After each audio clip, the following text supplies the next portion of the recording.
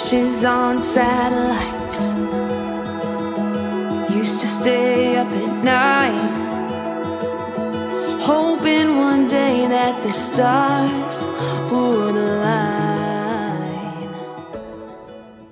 გამარჯობა მეგობრებო, ვინც მიყურებდით, არ მიყურებდით, ან ცოტას მიყურებდით.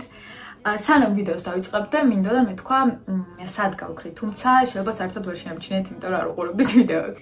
მაგრამ ბოლო თვეების განმავლობაში ძალიან ბევრი რაღაცა მოხდა. პირველ რიგში, როგორც ვიდეო მონტაჟიდან ნახავდით, graduation-ი მქონდა კორნელის უნივერსიტეტში. თუმცა 2025 წელს მქონდა უბრალოდ ცერემონია, რადგან თვითონ მასტერის ხარისხი 2024 წელს ავიღე. ამ ვიდეოში მოგიყვებით, როგორია ამერიკული ცერემონია მასტერის ხარისხისთვის. ასევე ამ ვიდეოში ნახავთ ჩემი და მამაჩემის მოგზაურობას ამერიკაში, იმიტომ რომ ცერემონიისთვის ჩამოვიდა, პირველი ვიზიტი იყო და წავედით ვაშინგტონ DC-ში, ნიაგარას ჩანჩქერზე და ნიუ-იორკ სიტიში. ამ ადგილებში მე რამდენჯერმე ვიყავი უკვე ნამყოფი, ასე რომ ძალიან მარტივი იყო დაგეგმა, ისე რომ დრო საერთოდ არ დაგვეკარგა და გვენახა ის ყველაფერი, რაც საჭირო იყო და რაც მინდა და მამაჩემს რო ენახა პირველი ვიზიტისას. ცერემონიამდე ბოლო თვეები და რა თქმა უნდა სანამ ზაფხული მოვა, როდესაც ყველას აკეთებ, ძალიან დატვირთული ხარ. იმიტომ რომ ყველაფერი კიდე ზაფხულამდე მოაგვარო, დატოვა ისე რომ როდესაც vacation-ზე გახვალ, თუნდაც 2 კვირით რო დაბრუნდები, ყველაფერი მზად იყოს, ყველაფერი კარგად იყოს და ისევ თავიდან დაიწყო. პატარა ნოტი, მაგისტრის ხარისხი კი ავიღე, თუმცა ჩემი მიზანი ეგ არ იყო, დოქტორანტურაზე ვარ, დოქტორანტურის სტუდენტი ვარ და მაგისტრის ხარისხი უბრალოდ შუალედური milestone-ი დავარქვათ ესე ვთქვათ. თუმცა ჩემი საბოლოო მიზანი არის რომ გავხდე დოქტორი. ახლა კი როგორც გითხარით, მოგიყვებით ყველაფერს ჩემი ცერემონიის შესახებ და ასევე გამოგზაურებთ ამერიკაში. თუ რაიმე კონკრეტული კითხვა გაქვთ მაგისტრატურასთან დაკავშირებით, იმიტომ რომ ერთი-ორი კითხვა ბევრი არა, მაგრამ ერთი-ორი კითხვა შევამჩნიე აქ სწავლება და ცხოვრებასთან დაკავშირებით და უფრო გამიმარტივდება თუ კონკრეტულ კითხვებს ამისმევთ და მეც უფრო კონკრეტულად გიპასუხებთ, იმიტომ რომ მოყევი შენი ცხოვრების შესახებ არც ისე მარტივია დააკონკრეტო, იმიტომ რომ არ იცი ხალხს ზუსტად რა აინტერესებს. ამ ცერემონიას რატომღაც მინდოდა ძალიან ახლობლურ გარემოში ჩაევლო, არ მინდოდა აღნიშნა დიდი, არ მინდოდა აქაური მეგობრების დაპატიჟება ან რაიმე სახის ღონისძიების მოწყობა, მინდოდა უბრალოდ ჩემთვის ყველაზე ახლო ადამიანები მყოლო და გვერდით, ვისაც ოჯახად ვთვლი. ეს არის რა თქმა უნდა მამაჩემი და ჩემი უახლოესი მეგობარი თაინი და მისი პატრონი მარიამი. მაგრამ არა მართლა, მარიამის გარეშე ეს დღე არ წარმომიდგენია და მარიამის გარეშე ზოგადად ცხოვრებაც აღარ წარმომიდგენია, იმიტომ ძალიან მნიშვნელოვანი იყო ჩემთვის, რომ ის ამ დღეს დაესწრებოდა ჩემთან ერთად წყეთ გამზადება. გადავიღეთ ბევრი სასაცილო ვიდეო. It's coronation day. It's coronation day. The window was open, so's that door. I didn't know they did that anymore. Who knew we owned 8,000? და ასე დაიწყო ალბათ ჩემთვის ერთ-ერთი ყველაზე საოცნებო დღე, იმიტომ რომ ბავშვობიდან თქვენც ალბათ ფილმებს როდესაც უყურებთ და ხედავთ სტადიონზე დიდ graduations ამ ამერიკულ ღონისძიებას, სადაც ყველას აცვია, ახლა კი ჩვენთანაც შემოვიდა უკვე ასეთი ჩაცმულობა და ქუდების აყრა, მაგრამ ბავშვობაში წარმოუდგენელი იყო, რომ მეც ასეთ უნივერსიტეტს დავამთავრებდი და მით უმეტეს Ivy League-ის უნივერსიტეტს, ეს იყო მართლა ოცნებათა ოცნება. ის რომ ჩემ გვერდით ჩემი ორი უახლოესი ადამიანია, ეს ცალკე უდიდესი სიხარულის მომნიჭებელი იყო, იმიტომ რომ მამაჩემი ისე უცებ ჩამოვიდა, ისე უცებ აიღო ვიზა, ისე უცებ ჩამოვიდა ამერიკაში, რომ ვერც კი გავიაზრე, რომ იქ სადაც უკვე სრული 3 წელია ფაქტობრივად ცხოვრობ, ჩემი მშობელი ჩამოდის და ნახულობს ამ ჩემს სამყაროს, რომელიც მათგან დამოუკიდებლად შევქმენი. ზოგადად კორნელის graduation-ის დღე მიღებულია, რომ ან არის უზომოდ ცხელი, ისე რომ მზის დარტყმას იღებს ხალხი და წყალს არ იგებენ, რომ გული არ წაუვიდეთ, ან კიდევ არის წვიმა. ამ შორის შუალედი არ არსებობს. და მე სხვათა შორის საერთოდ არ მაწუხებდა ალბათ, იმიტომ რომ უბედნიერესი ვიყავი და წვიმდა თუ ქარიშხალი იყო, მე მაინც კარგად ვგრძნობდი თავს და ყველა იყინებოდა, მე ამ დროს ვიყავი, როგორც ხედავთ, უბრალოდ საზაფხულო კაბაში, ეს მოსხმული მქონდა მოსესხამი, რა თქმა უნდა, რომელიც არანაირად თბილი არ იყო, მაგრამ თავს ვგრძნობდი ძალიან კარგად. ავიღე სამოქალაქო ინჟინერიის მაგისტრის ხარისხი და walk, ესე ვთქვათ, მქონდა graduate school-თან ერთად, ანუ მაგისტრის ხარისხი ვინც ავიღეთ, ყველა ერთად შევდიოდით ამ სტადიონზე. უზომოდ განსაკუთრებული გრძნობა იმიტომ რომ ამ გაყოლებაზე როდესაც ფეხით მიდიხარ რამდენიმე წუთი სტადიონისკენ, გვერდ დგანან სულ პროფესორები.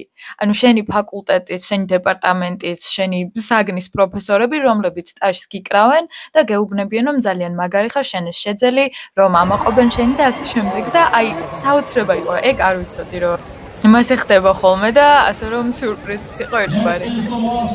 ვიდეოს ჩემთან ერთად ნახავთ ჩემს მეგობარს, რომელმაც ასევე მაგისტრის ხარისხი აიღო, თუმცა ორივე დოქტორანტურის სტუდენტები ვართ და ვაგრძელებთ ჩვენს გზას დოქტორანტობამდე. ამ სტადიონზე შესვლაც იყო ძალიან აღმატებული გრძნობა, იმიტომ რომ ხედავ ყველას მშობელს, ყველას მხარდამჭერს, როგორც ხედან და გიყურებენ შენ და ყველანი არიან აქ იმისთვის, რომ შენთან ერთად აღნიშნონ შენთვის ეს უმნიშვნელოვანესი milestone შენს ცხოვრებაში. ყველა ტაშს გიკრავს, ყველა ბედნიერია, ყველა ამაყობს. აი უდიდესი სიამაყის შეგრძნება ატრიალებს მთელ სტადიონზე. ეს კოლგები ძალიან სასაცილო იყო, იმიტომ რომ რა თქმა უნდა ყველას გქონდა კოლგა, მაგრამ ყველა ვერ გავშლიდით, ასე რომ ისე გამოვიდა რომ დავწყობდით და ორ ადამიანზე ერთი კოლგა იყო, ასე წავედით, ასე დავსხვედით ჩვენ ადგილზე და მთელ ცერემონიას ასე ორ ადამიანზე ერთი კოლგა გაშლილი უსმენდით. თან მუდმივად არ წვიმდა და როდესაც გადაიღებდა, აი ნახავდით რომ ყველა კოლგას კეცავდა დებდა ქვემოთ და მე რა უცებ რომ წამოწვიმავდა, ყველა კოლგას ერთად შლიდა და ასე ჩემთვის სახალისოდ წარიმართა ცერემონია.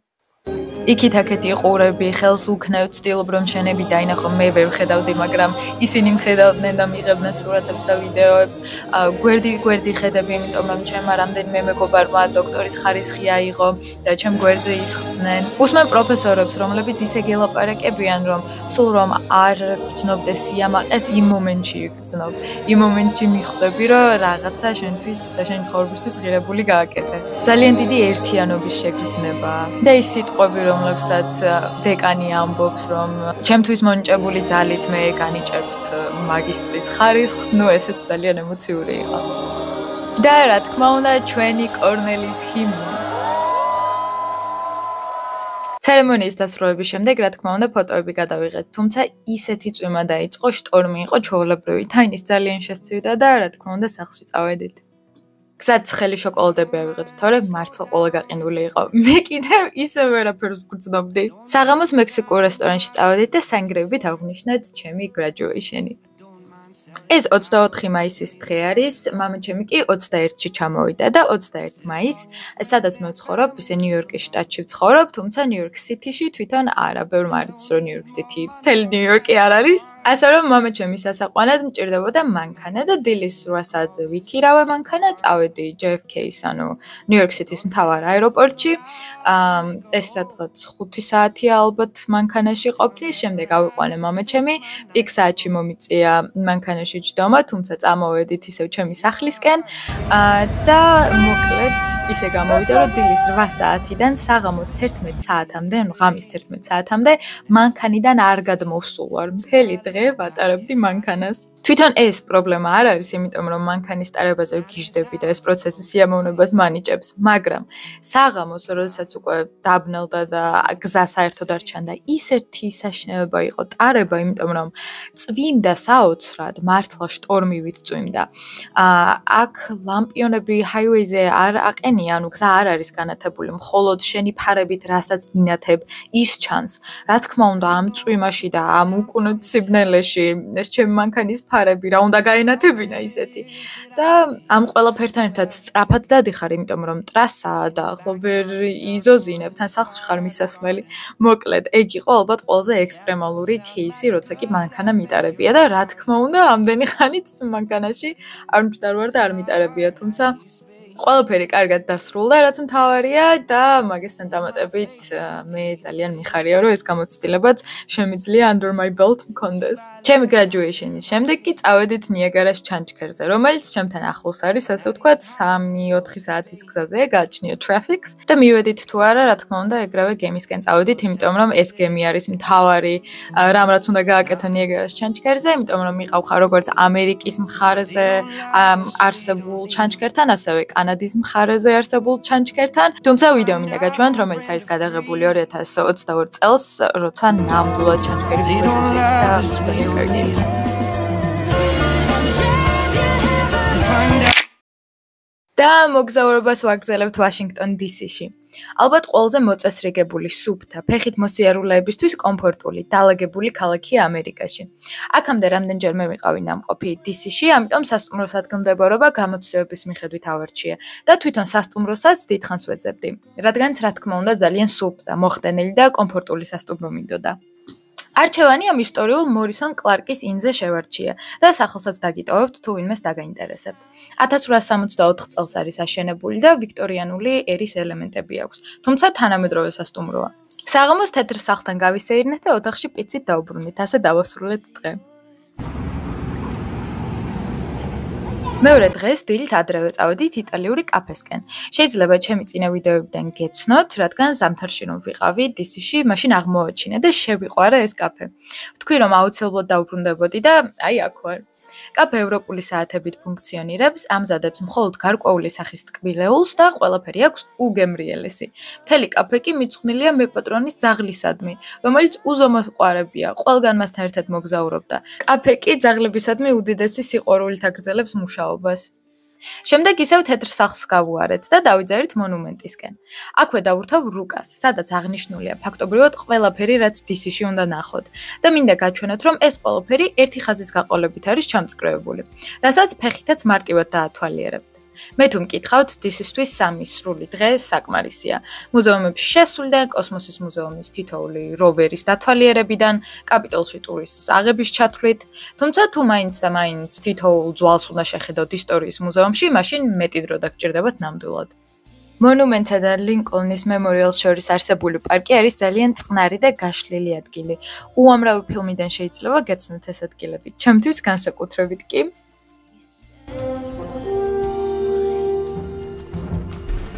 On your left. On my left. Got it. Don't say it. Don't you say it. On your left. Come on! ახლა კი ცოტა რამ ვაშინგტონის მონუმენტზე, რომელიც ჯორჯ ვაშინგტონის მემორიალია. როდესაც 1884 წელს მისი მშენებლობა დასრულდა, მსოფლიოში ყველაზე მაღალი შენობა იყო. იგი ეგვიპტური ობელისკის სტილშია აგებული და შეხვედრის წერტილია კაპიტოლიუმსა და თეთრ სახლს შორის. მის მოპირდაპირედ კი აბრაამ ლინკოლნის მემორიალია, ამერიკის მე-16 პრეზიდენტის, რომელიც მარმარილოში გამოკვეთილი ერთიანობის და სიძლიერის სიმბოლოა ამ ქვეყნისთვის. ეს სწორედ ის ადგილია, სადაც მარტინ ლუთერ კინგ ჯუნიორმა თავისი ისტორიული სპიჩი I have a dream წარმოთქვა 250,000 ადამიანის წინაშე. როგორც აღნიშნე, ამ ისტორიულ ადგილებს შორის არის ულამაზესი პარკი, რომელსაც პოტომაკის პარკს ეძახიან. სწორედ აქ არის ცნობილი საკურას ხეები ჩალაგებული და მათი ყვავილობისას DC ტურისტები თვისება ხოლმე.